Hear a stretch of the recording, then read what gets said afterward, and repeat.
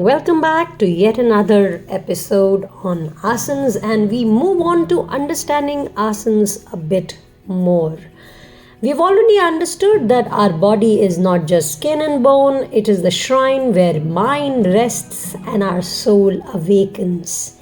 In yoga, the postures we hold are not just physical shapes, they are energetic maps, signposts of stillness, invitations to awareness. Today, on the day 62, the International Yoga Day, which is on the 21st of June 2025, we explore the types of asanas not to categorize, but to sacred understanding of our practice. We have been talking about sage Patanjali, and I hope you have already understood and memorized the shlok. Sthira Sukham Asanam. Asana is a posture that is stable and joyful. Asana is not just an exercise, it is an embodied stillness. The word exercise gives us an idea of quick and forceful movements of the body or its parts and repeated actions, which usually lead to an exertion, tension, and fatigue. Asanas, on the other hand, are practiced slowly and steadily, which bring about physical and mental reunion and relaxation.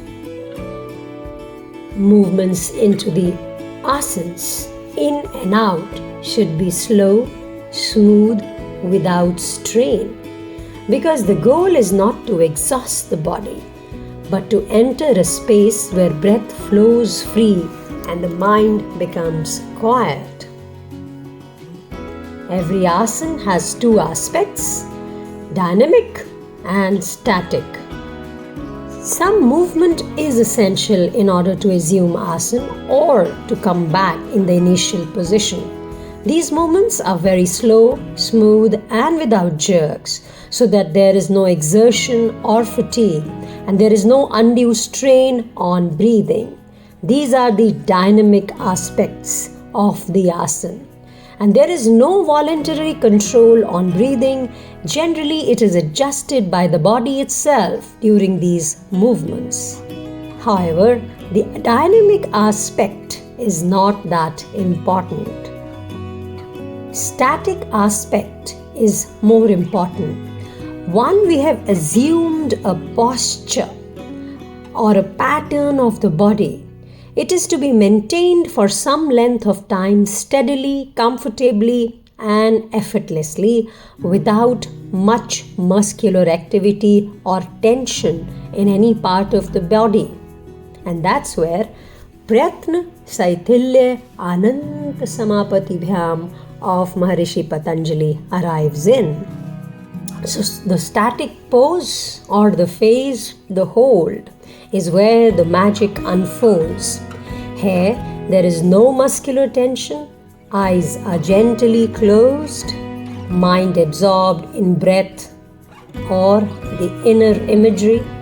This is where yoga begins, as the fluctuations or the vrittis of the mind begin to dissolve. And as I said, Prayatna, Shaithilya, Ananta, Samapattibhyam. It is achieved by letting go of effort and merging into the infinite. Tato dvanda anabhighata.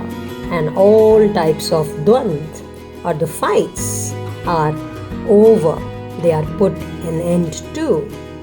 Before moving ahead, we would want to tell you that there are aims and objectives of asanas which would be talked about in tomorrow's edition. But for today, let's move on to the types of asanas. Asanas are basically categorized into three types: cultural or corrective. Second is relaxative, and the third type are meditative. Let's start by talking about cultural or corrective asanas. Everybody is excited about these, as these are the ones which help us get a body posture, flaunt about it. Okay, coming beyond. These are the most abundant asanas designed to recondition the body, restore posture, awaken energy, and align breath and emotion. These are often preparatory postures for deeper yogic practices like pranayam and dhyan. Bhujangasana, Dhanurasana, Shalabhasana. These are all of the ones which help in spinal strengthening.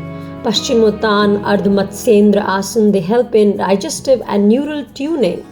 Trikonasana, Gomukhasana, Mayurasana, they help in muscle balance and endocrine tuning. So what are these postures doing? These postures reshape the internal terrain, the organs, the muscles, the bones, releasing the rigidity from the body and fear from the mind. Moving on to relaxative asanas. Who doesn't want to relax? We all want to relax, and when we talk about Shavasana and Makrasana, they are designed to release tension, not build strength. They silence the senses and calm the brain, allowing us to observe without reaction. A relaxed body becomes the cradle for meditative absorption. It is the space where we stop doing and simply start being. Mindfulness of ourselves. So, from here, we move on to meditative asanas. Designed to stabilize the body for long duration, these postures foster mental stillness and direct inner gaze. Padmasana, Siddhasana, Swastikasana. These asanas are seat of stillness awareness. Comes in these. They are not about flexibility, but about internal anchoring. So be in meditation and you will know the difference. I know it's very difficult to meditate, but we'll get there.